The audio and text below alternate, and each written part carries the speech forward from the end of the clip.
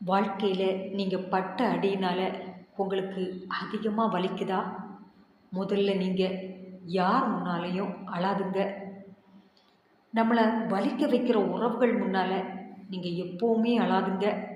இந்த அழுகை நம்மளை பலவீனமாக்குறது மட்டும் இல்லாமல் உறவுகள் மத்தியில் இளக்காரமாக பார்க்க வைக்க முதல் காரணமே இந்த அழுகை தானுங்க. நீங்கள் எவ்வளோ பலசாலியாக இருந்தாலும் தன்னம்பிக்கை வித்தாக இருந்தாலும் இந்த அழுகை உங்களை வீழ்த்திடுங்க.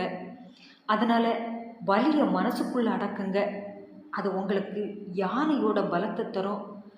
அதுவே கண்ணீர் சிந்திட்டீங்கன்னு வைங்க, நம்மளோட தன்னம்பிக்கையை அது மொத்தமாக சாகடிச்சிடும். அப்புறம் நாமே இழக்க ஆரம்பித்து ஒரு கட்டத்தில் முடங்க ஆரம்பிச்சிடுவோம். அந்த முடக்கம் நம்மளை நமக்கு தெரியாமலே தனிமை என்கிற சிறையில் கொண்டு போய் அடைச்சிடும்.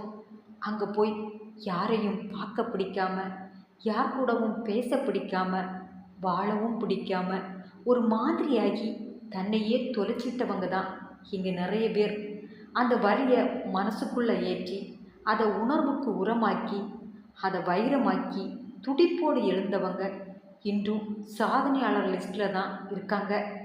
அவங்க யாருமே தங்களுடைய வலியை அழுகையால் கரைச்சவங்க இல்லை. அழுகையை விழுங்கி மனசை வைரமாக்கி கொண்டவங்க தான் அவங்க எல்லாரும். அதனால் தலை நிமிர்ந்து வாழ நினச்சா முதல்ல உங்கள் அழுகையை அடக்குங்க. இங்கே எதுவும் உங்களை விட்டு போயிடலை. துணிச்சு நில்லுங்க. வாழ்க்கை உங்கள் வசமாகும்.